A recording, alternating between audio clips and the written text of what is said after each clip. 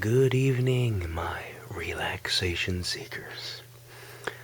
It's me, Whispering Batman here, back with my second video, and part 2 of my Xbox game collection. Still got a chunk of games here.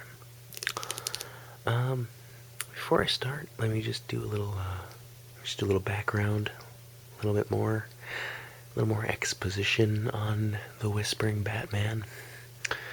My very first ASMR experience happened many, many years ago.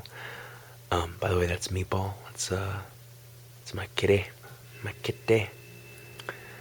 And if you hear any background noises, it might be my fridge, or it might be, yeah, it could be anything. Anyway, my first ASMR experience occurred when I was, I believe, at the age of maybe 4 or 5.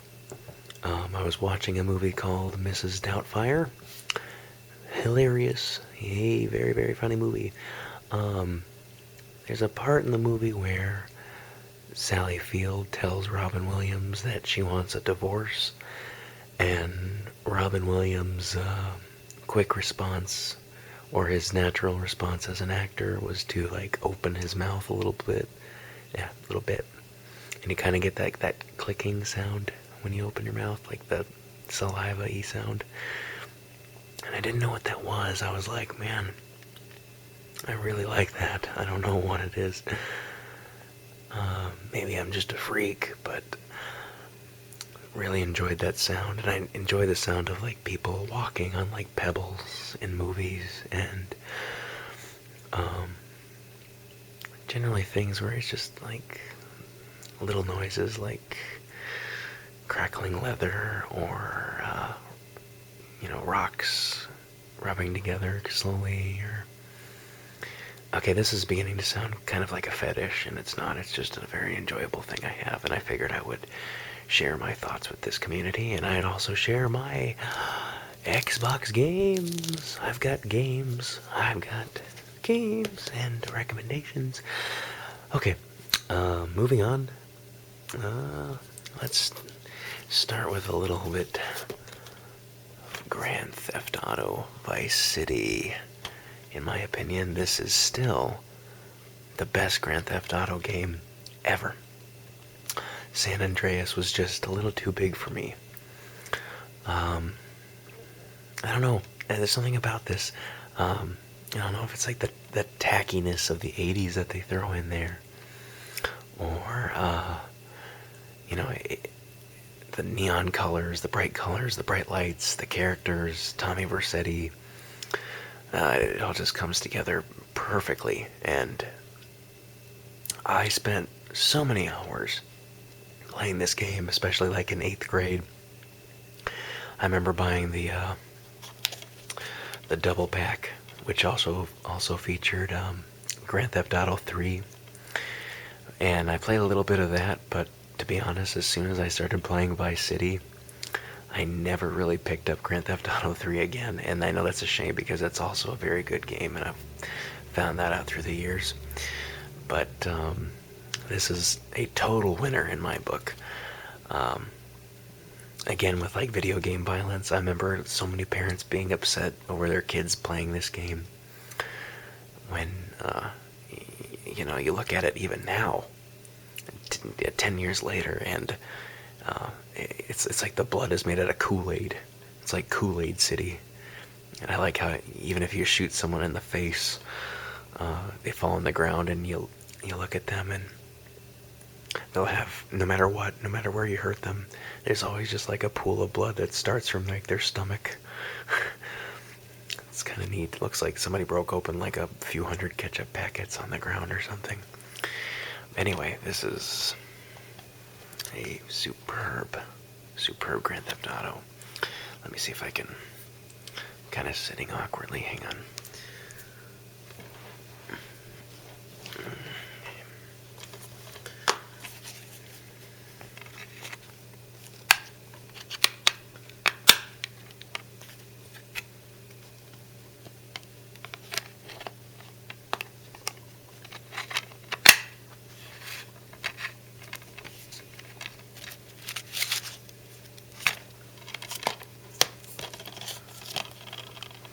this game gets a spot right next to Batman because I guarantee you Batman in his downtime, little Vice City, he lives in the real Vice City.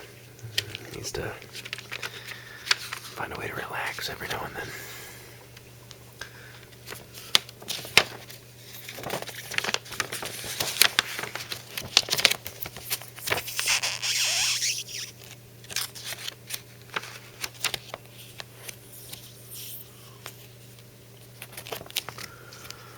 Another really wonderful part about the Grand Theft Auto games is the radio stations that you can listen to.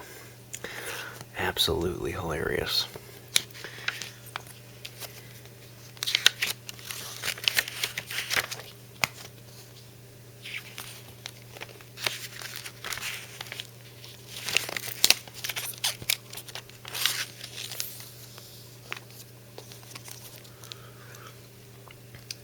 I ran into that hotel many of times to get away from the cops. A lot of good memories here.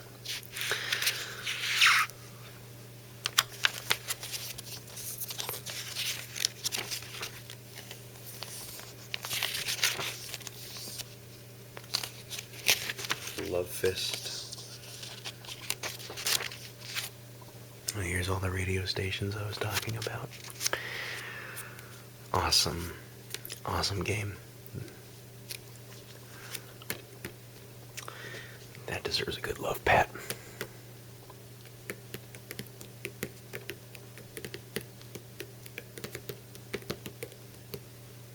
Okay. Alright, now here's a game that I actually didn't really know about until I picked up its sequel, Red Dead Revolver. I absolutely love Red Dead Redemption. Top 5 ever games, in my opinion. Red Dead Redemption lies either in the number 1 slot or the number 2 slot. God,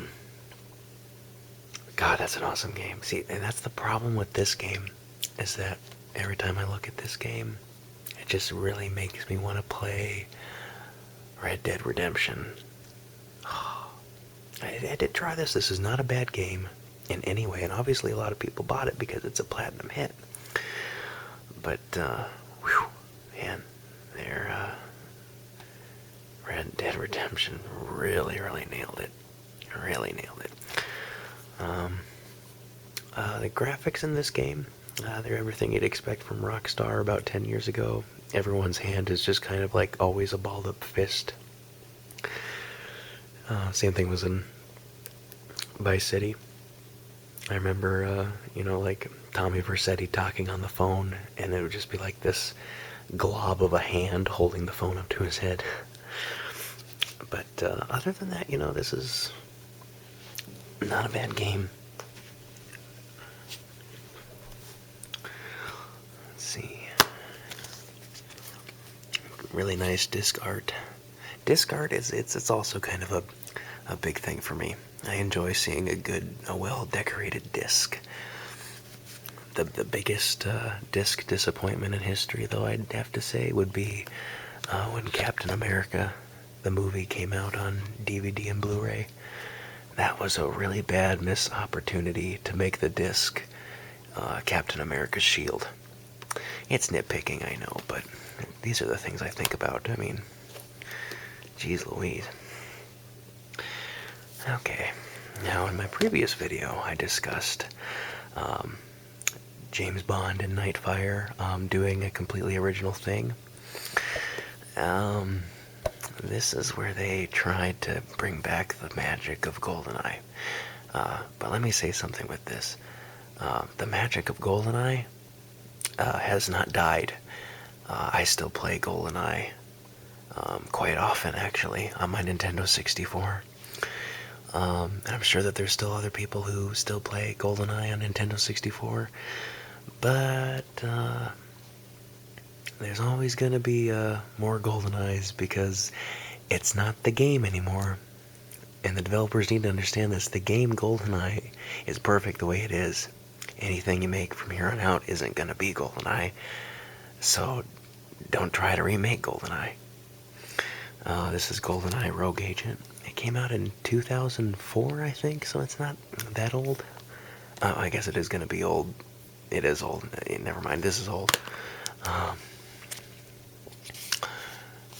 Yeah, I can't really get into this game. I found it for really cheap, so I decided to pick it up and give it a shot, and I heard sort of okay or good things about it, but here's the thing, and this really goes to the people who make these games. If your game isn't GoldenEye, then don't market the game as GoldenEye. Don't market it as GoldenEye, or don't slap the name GoldenEye on it.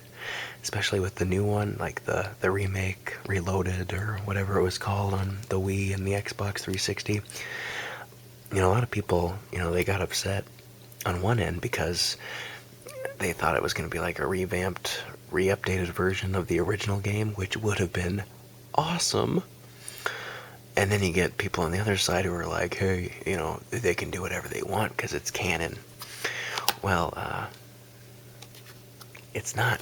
GoldenEye is GoldenEye. It's set in stone, as it's like if they made like a Casino Royale game in like a couple years, and they had like Timothy Dalton in the Casino Royale game. It doesn't make any sense. It's like making a Batman Returns game and putting Christian Bale in it. Penguin. Oh, look at the penguin. He rides a giant duck. Okay, but it's time for a really good game. Here we go. This was actually the very first time I bought a video game on its release date. Oh, yes. Oh, I love this game. Need I say more? And again, really nice cover art on the disc. Wow.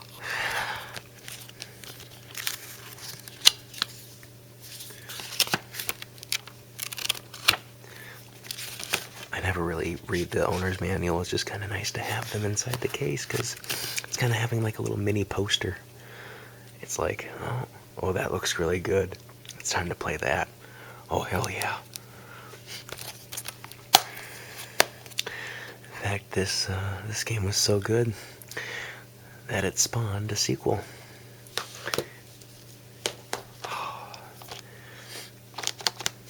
This one, I can't decide if it's better or on the same par as the first one.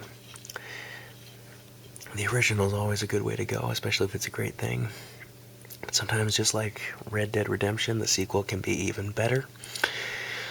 And obviously, again, a lot of people bought it because it's a platinum hit. Again, that's not for the ASMR. I just love to give my video games a good massage, especially when they deserve it. Oh yeah, I know your pressure points. I know where you like it. Oh, this game was so good that I actually bought it twice. Oh yeah. What? What are you? Get out of here, you mafia. Now I remember why I bought it twice. I somehow misplaced my first disc, but I just didn't have the guts to throw away the case because I love this game so much. Very good, very fun. It's kind of like a precursor. Well, I wouldn't say precursor. You know what? Never mind. I don't know what I'm talking about.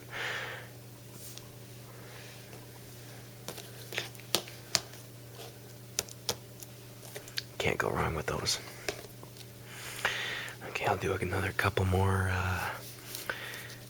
games here before I move on to part 3. Hunter the Reckoning. This game, when I first played it, really freaked me out. I found it at a pawn shop, and my dad almost didn't let me buy it because, you kind of pick out games looking at the thumbnails when you're a kid. It's like, oh man, that looks really good. That's a lot of blood. This game must be really good. And actually, it is really good. It's a lot of fun with, if you take your friends, because you can play up to 4 people at once. 4 completely different characters to play as. This guy on the front cover here is, I think he's Judge. And in my opinion, he was the best character. You get like superpowers, and you also get default weapons like a sword or an axe or a machine gun and a shotgun, pistols, and you're taking on hordes and hordes of zombies. I'm actually surprised that they didn't make more of these games on like the newer systems, considering how popular the undead are right now. Zombies are so popular. And when this game came out, it's not like zombies never were really popular, but when it came out, I don't particularly remember zombies being a huge thing, because I remember this came out maybe right around the time as like the first Resident Evil. So maybe they were counting on that, but it worked because it did generate another sequel. Enter the Reckoning. Redeemer. To be honest with you, I played about 10 minutes of this game. Amped up graphics, more blood. That's what makes a game good. Look like more characters. But for some reason I couldn't get into it because I just wanted to play the first one again. And the first one's so over the top. Like, it gets to the point where you're going to like meat factories, and like T-bones and dead meat are starting to come alive to try to eat you. And I never actually got to the end of the first game. I never actually beat it. So I don't really know how it ended. And when this game starts, it kind of just throws you into the story, like any good story would. But, I'm seeing characters that I kind of recognize, and it's like, I thought maybe they would have died at the end of the first one or something. Or I never, I guess I could look up the ending now on YouTube. But I feel like I owe it to myself to beat the first game before I start playing this one. Yeah, maybe that's it. This is a good game. From what I played and what I've seen so far, not too shabby. Oh, make it look good, make it look good. Oh, I got a nice little CD that came with this too. I kind of forgot about that. Music sampler featuring the band No One. Oh, yeah, anybody remember that? Any of these names sound familiar? Switched 7th Standard. Knowing this game, it's probably not music that I'm very interested in. So you know what this is? This is a nice coaster. Alright, I will see you guys in part 3. Stay safe, and I'm always watching. YouTube, that is.